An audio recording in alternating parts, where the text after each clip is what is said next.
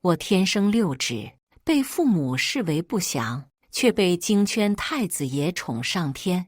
但是我卻用1個月策劃了一場螞蟻搬家。他提前發現，我便用我親自雕刻的木雕戒指和他求婚。直到最後一天，他的白月光回來了，我知道我輸了，於是我親自砸碎戒指，離開了這座城市。3年後，他看到我懷裡的小六指瘋了。大家好，開始今天的分享之前，希望你能給人間煙火點個訂閱，我將會分享更多優質的內容。我和裴藝軒戀愛3週年紀念日當天，我在工作室打磨木雕戒指時，妹妹的好友，一個極度厭惡我的人，給我發了一段視頻。機場裡，女生興奮地撲進男生懷裡，男生緊緊地護住女生，生怕她跌倒，像是對待一件珍寶。而男生滿眼都是失而復得的喜悅。那正是我的男朋友裴藝軒和我的雙胞胎妹妹任心妍。我知道這次我賭輸了，所有人都知道我是被裴藝軒捧在手心嬌寵的女朋友。我們在一起3年，他從來不讓其他女人近身，他總說有我就夠了，我也這樣認為。直到1個月前，我去接和朋友聚會醉酒的裴藝軒，就在我推開門之前，我聽到了他朋友問裴藝軒：“我女朋友老是拿你當正面教材，說你專一又深情，3年來身邊就只有任意這個女朋友，讓我們多學學。專一是好事，但是阿軒，你不覺得任意他天生六指很畸形嗎？難道你一點都不介意？”我以為裴藝軒會反駁，因為他是我這輩子遇到的唯一一個不把我當怪胎，從來沒有用異樣的眼光看過我的人。但是他下面的話卻打破我的自以為是。怎麼可能不介意？每次和他親熱時，我只會對着他的背，生怕他興奮時抓到我的身體，不然身上多出一根手指，多惡心多膈應啊！熟悉的聲音中帶着一些陌生的譏諷。隨着他話語落下，我臉上的血色盡數褪去，不敢置信我朝夕相處了3年的男朋友會說出這麼傷人的話。畢竟當初有人嫌棄我六指，覺得我不祥、惡心，他都會幫我出頭，說我再正常不過了。不正常的是那些惡意中傷別人的人。是他變了，還是他一直都是這樣想的？既然他嫌棄我的手指，為什麼還要和我在一起？辦公室裡有人問裴藝軒，既然這樣，為什麼還不和我分手？因為他的背和妍妍一樣迷人，如果不是他的背影和妍妍這麼像，我都不會追他。每次親熱時看着他的背，我都會幻想妍妍還在我身邊。我曾經問過裴藝軒為什麼一直喜歡用背面，他說我的背很好看，燈光下就像藝術品，他很喜歡。無數次歡愉時，我都能感覺到他的視線，他的手在我的背上流連。原來他不是喜歡我背，而是喜歡和任心妍相似的背影。原來我始終是他的替身，真是可笑又可悲。我的眼淚一滴一滴地砸在我的畸形的右手上，沉浸在悲傷的情緒中。我跌跌撞撞地回到我們同居的家，回想在這屋子我們度過甜蜜的時光。我不甘心就這樣放棄這段感情，於是我親自策劃了一場螞蟻搬家，把家裡屬於我的東西一點一點拿走。為期1個月。如果裴藝軒能夠提前發現，我就親自雕刻一枚木雕戒指，在1個月後的3週年紀念日那天和他求婚。萬萬沒想到，就差這一天，任心妍就回國了。視頻裡的裴藝軒看任心妍的眼神是那麼深情，那麼溫柔，而我一點點從他生活裡搬走的東西，就像一個笑話。任意，你趁虛而入，霸佔了裴少3年。如今妍妍回来了，我勸你趁早離開，不要自取其辱。是啊，我明明知道自己就是一個替身，為什麼還想了一出所謂的螞蟻搬家，自取其辱呢？看來這次我真的該選擇放棄了。從我第一次見到裴逸軒開始，我就偷偷把他放進我的心裡。裴逸軒喜歡任心妍，他們也在一起過，這不是什麼秘密，所以我知道我們只能是點頭之交，是不可能有交集的兩個人。不料在大學畢業典禮那天，他當着全校師生的面捧着鮮花向我告白。當時處於震驚狀態的我，完全沒有留意到那是任心妍最喜歡的鬱金香。畢竟在我心裡，我一直悄悄仰望的裴逸軒是絕對不可能和我告白的。就在我拒絕之前，沒想到他單膝跪地，捧起我的右手，在那根畸形的手指上落下一個吻，暖暖的，卻燙進我的心窩。那時候我想，原來畸形的我也可以被人捧在手心。小易，和我在一起好嗎？明明知道我們中間橫着一個任心妍，但是我不受控制地點下了頭。裴逸軒從此成為我的男朋友，可那時候我並不知道，他當着全校師生的面表白，只是為了氣台下和他分手的任心妍。想到這裡，我的眼淚忍不住又往下掉。小易，你怎麼不回我信息？裴逸軒推開工作室門，看到我滿臉淚水，頓時慌張地上前抬手，想要幫我擦拭。我急忙胡亂地擦拭一番。這次我沒有錯過裴逸軒看到我用右手擦臉時一閃而過的厭惡，也注意到他停在半空中的手。果然，他很厭惡我的手。我內心嘲諷：我不是早就知道了嗎？還在期待什麼？小易，你這是怎麼了？我壓下內心的苦澀，沒什麼，有什麼事嗎？裴逸軒頓時喜悅道：妍妍她回國了，我們去幫她接風一下。你收拾收拾，妍妍在等你。她是怎麼想到把新歡舊愛湊一起的？還是說從來就沒有新歡？而且我和任心妍的關係不好，甚至可以說惡劣。我當初回到任家，他見到我第一句話就是：什麼泥腿子都能進我家大門。那是他第一次知道，原來他還有一個怪胎姐姐。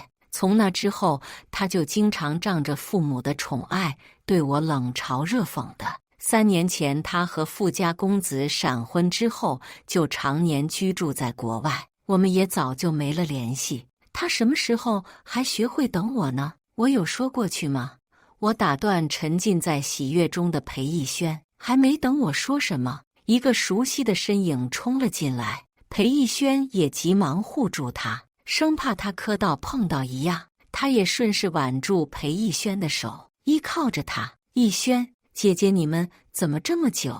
來人正是我的妹妹任心妍。3年過去了，但是她在裴逸軒心裡的地位絲毫沒有變過。一進來就吸引住裴逸軒的心，眼裡再也容不下別人。我在心裡苦笑。據說當初他們分手是因為任心妍嫌棄裴逸軒窮，但是我們在一起半年後，京圈豪門突然發現裴逸軒才是他們真正的兒子。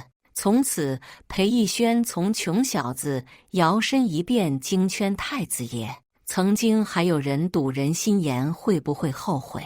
我不知道任心妍後不後悔，但是直到現在我才知道，裴逸軒從來沒有忘記，甚至為了緬懷那段感情，不惜忍受一個畸形的替身。看着眼前滿心滿眼都是任心妍的裴逸軒，我壓下心裡的苦澀。你們去吧。任心妍鬆開裴逸軒的手，委屈巴巴道：姐姐，我忘了現在逸軒是你男朋友，我不該抱他的。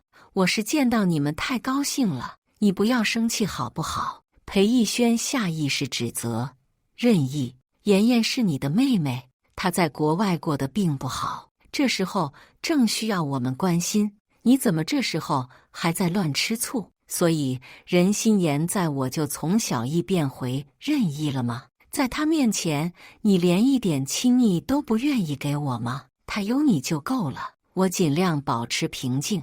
我不想在這兩個人面前暴露自己難過的情緒，低頭拿起隨便一個木雕，假裝工作。妍妍，既然這樣，我們就不用管他。裴逸軒溫柔地對任心妍說完，轉頭看向我：“你不想去就隨你。”隨後攬着任心妍的肩膀，頭也不回地離開。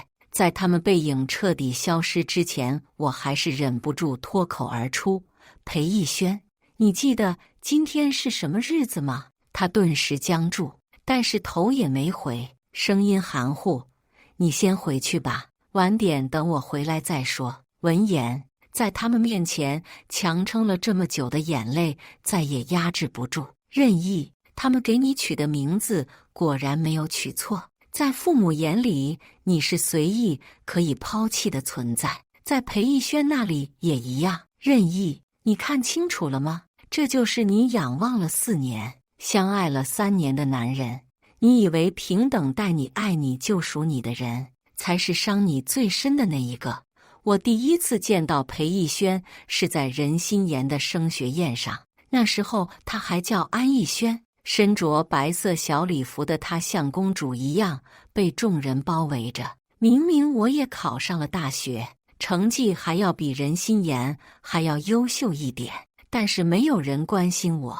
畢竟我因為右手天生6指，一出生就被視為不祥的，送到了鄉下奶奶家。直到在我高考完，奶奶去世，我被接回了這個陌生的家。歡聲笑語是別人的，我自己蜷縮在角落，落寞地看着這一切。聽說吃點甜的會開心，一雙骨骼分明的手將一塊蛋糕遞到我面前。少年雖然瘦削，身着洗得發白的衣服，但不卑不亢地站立。富麗堂皇的宴會廳也掩蓋不住他的光彩。看着他淡淡的笑容，我鬼使神差用右手接過蛋糕，將自己的缺陷暴露在他的眼前。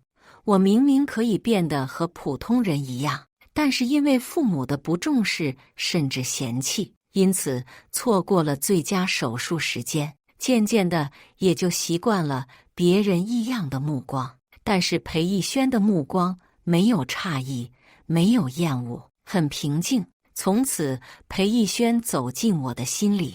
我在工作室望着虛空，沉浸在回憶裡，不知道坐了多久，直到電話聲響起。任意，裴少在酒吧和人喝醉打起來了，你快過來啊！裴少，你流血了。陌生的聲音匆匆掛斷電話。哪怕我已經決定放棄了，但是聽到裴逸軒可能有危險，我不由慌張起來。來不及思考什麼，就抓起手機往外跑。原來不知不覺已經到了凌晨，四周一輛車也沒有，網約車也一直在排隊。就在我不知道如何是好時，一輛車停在我面前，車窗降下，是一張熟悉又陌生的臉。任小姐，需要幫忙嗎？是安逸林，和裴逸軒調換人生的假少爺。據說當初真假少爺的事情曝光之後，大家覺得安逸林肯定不捨得太子爺這個身份和首屈一指的身家，肯定會把裴家搞得天翻地覆。但是萬萬沒想到，他當即脫離裴家，改回安姓，獨立門戶，自己創業。如今他公司規模壯大，投資眼光獨到，創下的身家雖然還是比不上裴家，但是已經是經世數一數二的了。此時眾人反而嘆息裴家押錯寶。我和他原本並沒有交集，但是身為裴逸軒的女朋友，我和他還是見過幾面的。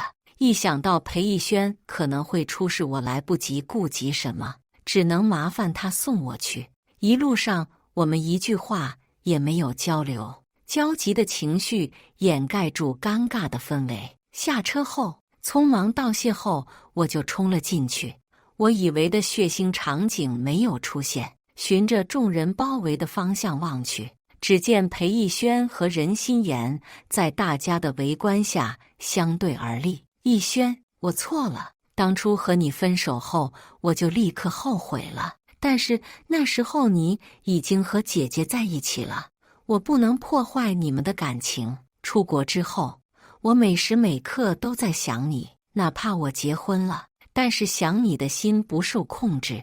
我不想再自欺欺人了，所以我離婚了。逸軒，你還要我嗎？任心妍含情脈脈地向裴逸軒訴說着他的情意。我停下腳步，緊握着拳頭，看着踌躇的裴逸軒。快說呀，裴逸軒，你要誰？妍妍，我現在有女朋友。拳頭微鬆，我希冀地望着他。逸軒，你和姐姐在一起肯定是為了氣我，你心裡還是有我的，不然你上個月也不會在姐姐生日那天去聽我的演奏會。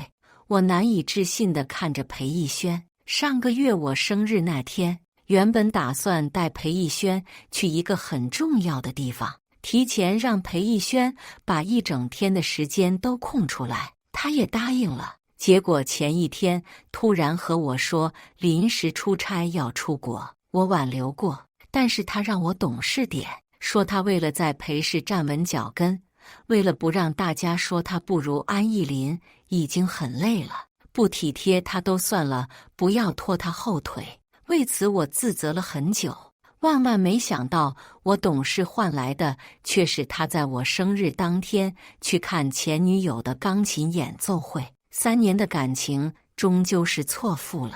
原來你都知道，每次開演奏會，我最期待的就是能夠在台下看到你。逸軒，我們明明都忘不了彼此，為什麼不能回到過去呢？裴逸軒動容地望向任心妍，但是遲遲沒有回復。算了，我知道你還恨我。任心妍轉過身來擦拭眼淚。不，裴逸軒直接從後面抱住了任心妍，青筋直露，力氣之大，仿佛要把任心妍嵌入他的身體一樣。妍妍，求你不要再背對着我，我不想再每次都通過任意的背影想你了。逸軒，頓時兩人在眾人的歡呼聲中激烈擁吻，我再也忍受不住，轉頭離開，掩面哭泣。既然男女主角都重歸於好了，我這個他們感情裡的工具人是時候功成身退了，真是諷刺。酒吧裡不斷有人被他們吸引，往這邊來的人瞬間多了起來，不小心被人撞了一下，手機掉落，彎腰想要撿起手機，看着伸出的那只畸形的手，感到一陣無力的憤懣，左手頓時狠狠地捶打着右手。都怪你，從小爸媽就不要我，都怪你，裴逸軒甚至不願意我碰他，都怪你，都怪你。好了，一只溫暖的手拉起我的右手，細心地輕輕撫摸。任意，不是你的錯，不要為了一個人渣從自己身上找錯誤。安藝林從小在豪門長大，冷酷的面容拒人於千里之外，全身散發着一種貴氣，是和平易近人的裴逸軒截然不同的兩個人。但是此時淚眼模糊中，我看到的安藝林眼裡都是溫柔，披着安藝林香氣襲人的西裝外套。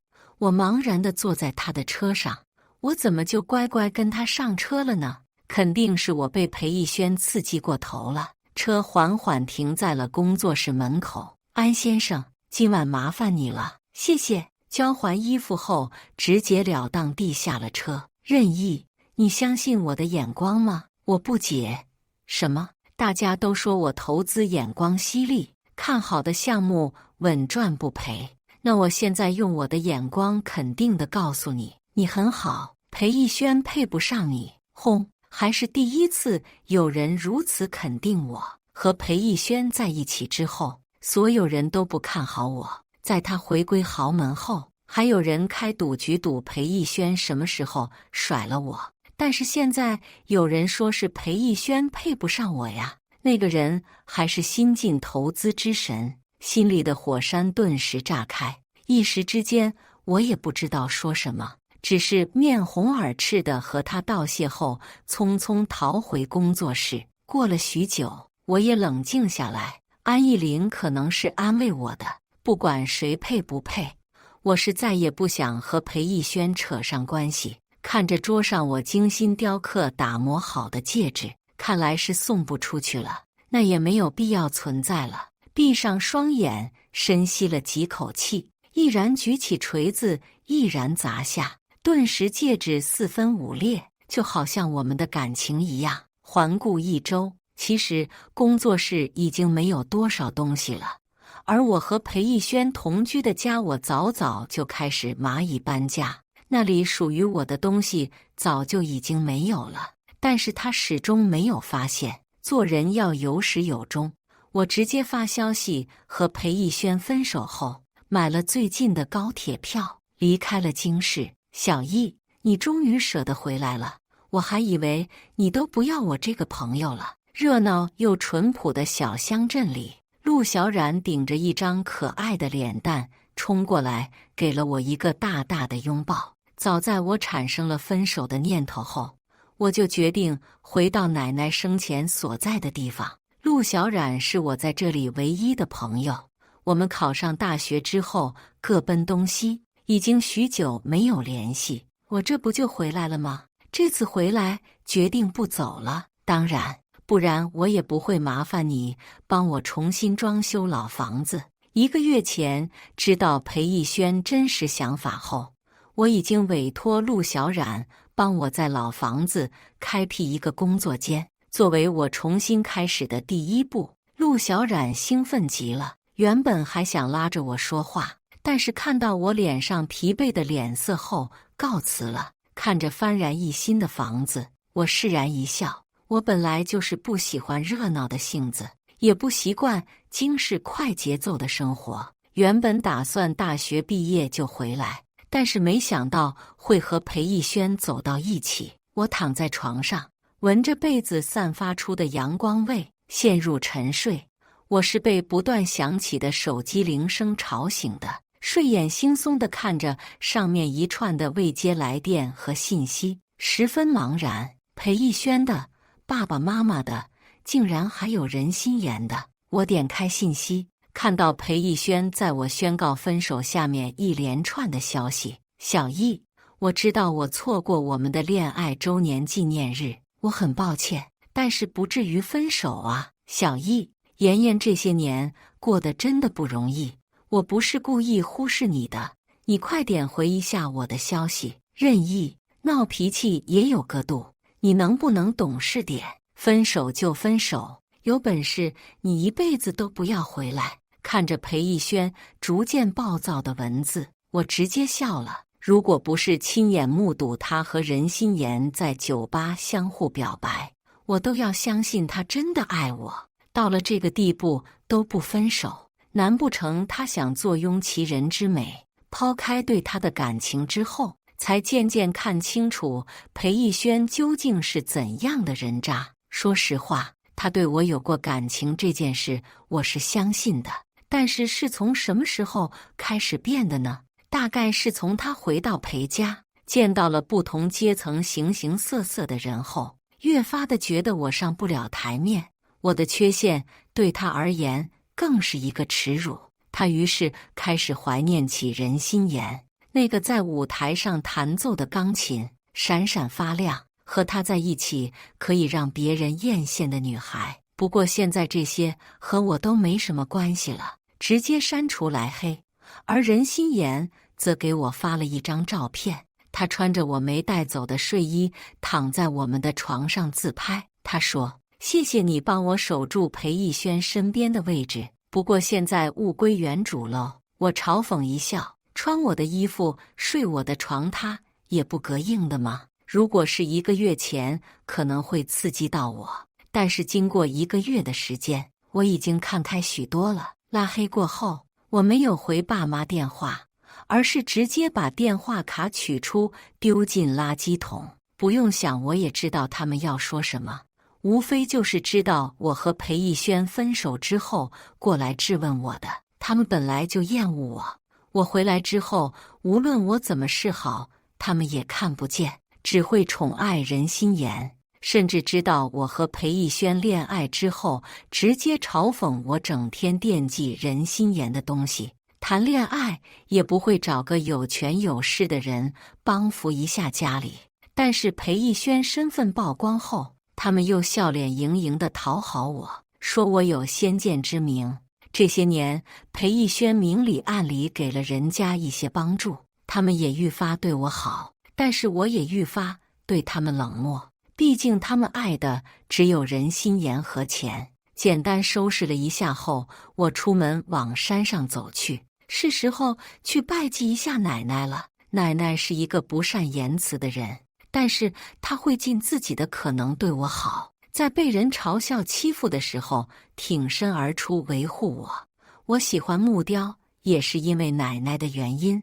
奶奶後半輩子都在為我操勞，在我考上大學之後，奶奶身體一下子就垮了。臨終前，她拉着我的手說：“我的小藝從小就過得太苦了，但都不是你的錯，你也沒必要討好別人，你只要過得開開心心就好。要是哪天不開心了，你回來，奶奶永遠都在看着你。”原本我打算生日那天帶着我準備相守一生的人回來看奶奶，但是卻被裴逸軒放鴿子了。不是幸虧沒帶，不然玷污的奶奶的墓碑了。我清理了一下環境，坐下來依偎着墓碑，就好像小時候依偎着奶奶一樣。奶奶，我長大了，你教我的木雕現在很多人喜歡。奶奶，肯定是你在天之靈保佑我提前看清楚裴逸軒的真面目，不然就賠上下半輩子了。奶奶，我現在過得很好，你在天上還好嗎？我喋喋不休地和奶奶說着這些年的經歷，眼看就快到晚上，我起身和奶奶告別後，轉身發現不遠處有一個熟悉的身影依靠在樹邊，是安逸林。他怎麼在這裡？安先生，你怎麼在這裡？故地重遊，剛好碰見你。故地，他以前在這裡待過，但是他長相如此出眾的人，我怎麼沒印象？我滿頭疑問地下山，安逸林在我身後不緊不慢地走着。既然他故地重遊，為什麼在樹邊等我？難不成天快黑了，他擔心我？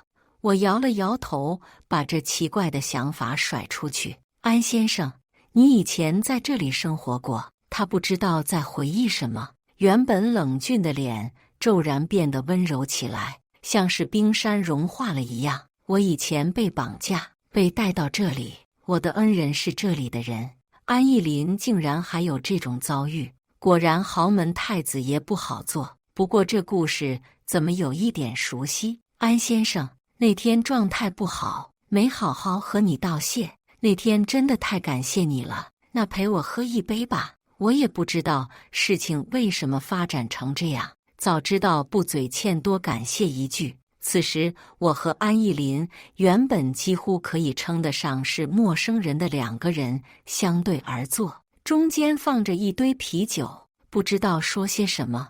我們尷尬的一罐又一罐的喝，可能是酒情上頭，我漸漸有了傾訴的慾望，或許壓抑得太久，終於可以借着酒勁把一切不開心都發洩出來。那天你都看到了吧？明明是我陪了他這麼多年，人心妍一回來他就拋棄我了，我就這麼差勁嗎？爸媽也是，從小只喜歡人心妍，明明我只比他早出生幾分鐘而已，我比別人多出一根手指，又不是我的錯，為什麼每個人都嫌棄我？說着說着，我圈住腳，埋頭痛哭。這時，一隻修長的手在我的頭上輕輕撫摸，像極了奶奶在時的樣子。你沒錯，是他們有眼無珠，我們小藝這麼好，是他們配不上。我抬起頭，發現安逸林的臉漸漸和記憶中奶奶的臉重合。奶奶，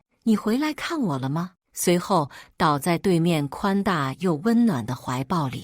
我徹底睡過去之後，安逸林並沒有把我放下一走了之，反而輕輕地調整姿勢，力求讓我睡得更溫柔一點。他的手輕輕在我臉上流連，哭起來的樣子還是和小時候一樣。小藝，下次看清楚點，我可不是你奶奶。第二天我頭痛劇烈地醒來，會想到昨晚聲嘶力竭地在安意林面前哭，我就尷尬。安意林已經不見蹤影，桌上放着1人份的早餐，白粥和包子，很淳樸的早餐，但我很喜歡，因為這是我從小到大的標配。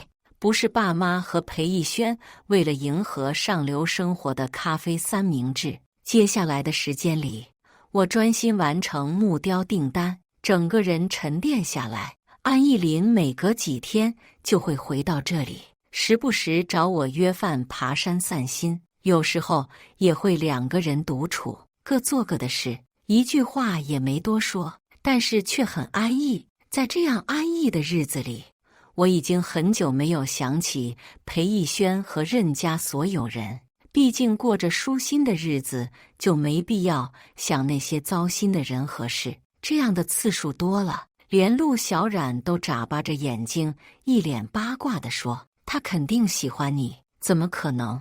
他這樣的天之驕子，怎麼可能看得上我？我們就是2個世界的人，你別看低自己。我們小藝多好啊！安意林喜歡就再正常不過了，不然他為什麼3天2頭往這裡跑？”陸小冉說的次數多了，我也忍不住懷疑安意林是不是喜歡我，還是為了從我這裡套取裴逸軒的消息，故意接近我。但是不管怎樣，我現在還沒有重新開始一段新感情的想法。這天陽光明媚，安意林一大早就約我去爬山。不料下山的時候，原本萬里晴空，突然就開始烏雲密布，濕噠噠的路很難走，稍一不注意就可能摔倒。突然一雙骨骼分明、手指修長的手伸到我的面前，小易拉着我，雨水把安意林渾身澆濕，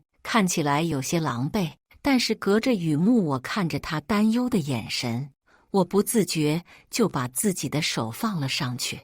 我畸形的手和他漂亮的手形成鮮明的對比，但是他卻沒有一點厭惡和嫌棄，毫不避諱地牽起我往前走。看着我們交疊在一起的手，我一陣恍然，不由想起一年冬日，那時候裴逸軒還沒有回到裴家，生活過得還很拮據。天氣冷了，他買了一對手套，他說我們1人1隻。就在我伸出左手時，他就先一步把手套套住我的右手，把他的畸形擋住，然後牽起我的左手放到口袋裡。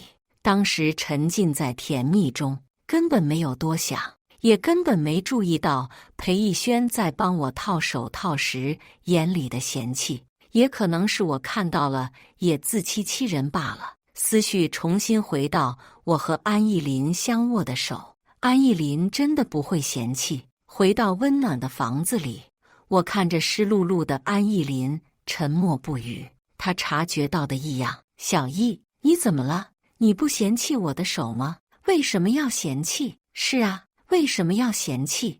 爸媽和裴逸軒連為什麼都直接跳過，直接嫌棄，到頭來連句為什麼都沒有，真是諷刺。小易，這不是你的問題。如果你實在介意，我可以幫你安排手術。但是在我看來，喜歡一個人與否，不應該被這種外在條件影響。”“喜歡？剛剛安意林是說的喜歡？”我瞪大雙眼，滿眼不可置信。他似乎被我的反應逗笑了。“我不能喜歡你嗎？你是為了接近我，從我這裡套取裴逸軒的消息，重新回到裴家嗎？我想留下來，當初就根本不會離開裴家。我接近你是因為我喜歡你。至於裴逸軒，他不配。難道他真的喜歡我？除了奶奶之外，還會有人真心喜歡我嗎？”感受到相握處傳來的溫暖，此時此刻，我想再試一次。“小易，我想看着你，我也想你看清楚我是誰。”我動容道：“我知道你是安意林。”看着近在咫尺的臉，我不禁問道：“你為什麼會喜歡我？記得我和你說過，我有個把我從綁匪手中救出來的恩人嗎？”我點了點頭。“那就是你。”“什麼？”我十分震驚地撐起身。我怎麼不記得？當初我被綁匪綁架到這裡，我趁他們鬆懈逃了出來，是你把我撿了回去，在等待父親母親來道歉。我在這裡生活了一段時間，你和奶奶都對我很好。好景不長，有一天綁匪捲土重來，直接把我們2個都綁了。為了幫我爭取時間，你被他們打倒撞到了頭，醒過來的時候就把這件事忘了。我們怕你害怕，就沒有告訴你。隨着安意林的話，我不禁想起來，小時候我曾經腦袋受傷，還縫針了。奶奶也只是告訴我摔倒碰到頭。原來我和安意林還有這種淵源，那就接近我，喜歡我是為了報恩。我狐疑地盯着他，他輕輕一笑，把我攏進懷裡。報恩有很多種方式，可以給錢，可以給資源，但是我把自己給你了，你可要負責。好，轉眼3年過去了，我也和安意林結婚2年了，懷裡的小寶也5個月大了。很不幸運，小寶生下來的時候也是6指。雖然這些年在安意林的開導下，我不再抗拒我的手指，但是曾經我所遭受過的異樣眼光，我不像小寶也經歷，於是決定帶小寶回京市動手術。此時安意林正在和醫生商量手術事宜，我帶着小寶在花園裡曬陽光。小意，真的是你，你終於回來了。一個高大的身影突然衝出來，想要抱我，我嚇得連連後退。定睛一看，原來是裴逸軒。3年不見，他看起來滄桑了好多。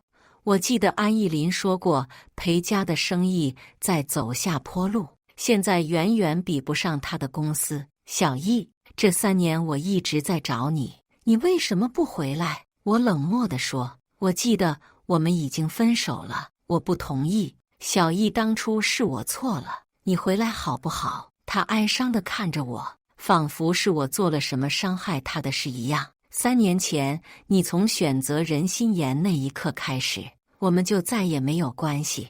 你不要提這個愛慕虛榮的女人。他憤懣道。他一看我生意不景氣，就立馬綁上一個老男人，為了錢甘願做小的，竟然還有這種事。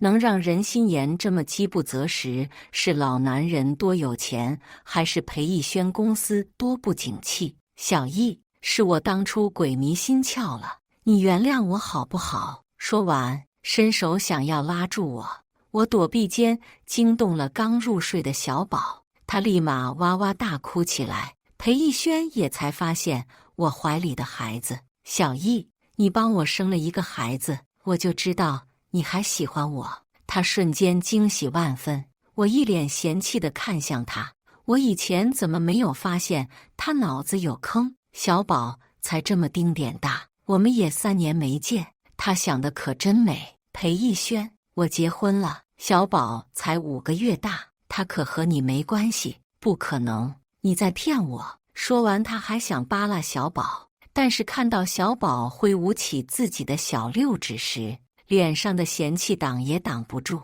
他嫌棄我沒關係，但是不能嫌棄我的寶貝。我們小寶又不是你的孩子，你嫌棄什麼？任意，你告訴我，那個奸夫是誰？是我。裴逸軒看到姍姍來遲的安意林，十分震驚。安意林接過小寶，熟練地哄了起來。小意，安意林不是好人，你被他騙了。裴逸軒惡狠狠地盯着安意林，但是眼裡卻藏着一絲畏縮。曾經被接回裴家，他和安意林的身份相換，他也看不上安意林。如今安意林公司規模比裴家還大，他不敢和安意林作對。時間真的能改變一個人。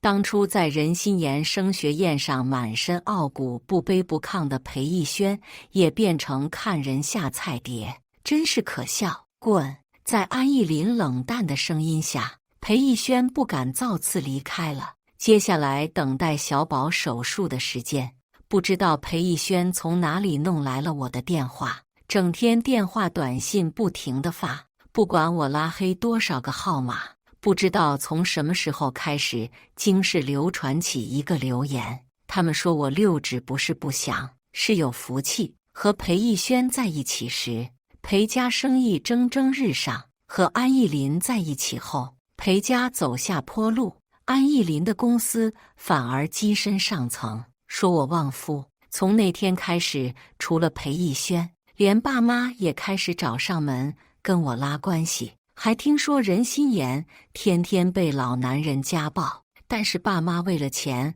反而不准她離婚。雖然我不喜歡任心妍，但是家暴這件事本來就是錯。如果爸媽積極幫她離婚，我還會高看他們一樣。到頭來，我們只是他們為了圈錢的工具罷了。終於到了小寶動手術那天，裴逸軒不請自來。我無視裴逸軒嫉妒的目光，焦急地依偎在安逸林懷裡，他也不停地安慰我。終於等到小寶手術成功，我示意裴逸軒和我出來。為了自己安逸的生活，有些話還是得說清楚，和過去徹底一刀兩斷。裴逸軒，我說過很多次，我現在有新的生活了，你不要再出現在我面前。小逸，你和他在一起是不是為了氣我？不然你為什麼會看上他？我簡直氣笑了。你以為我和你一樣渣嗎？你自己忘記不了任心妍拿我當替身，你還好意思把這往我身上套？不是這樣的，他急切地解釋道。小逸，我是喜歡你的。對任心妍，當初我只是報恩，又是報恩。我上初中的時候被校霸勒索，實在拿不出錢，被他們打得頭破血流。但是一個女孩突然出現救了我。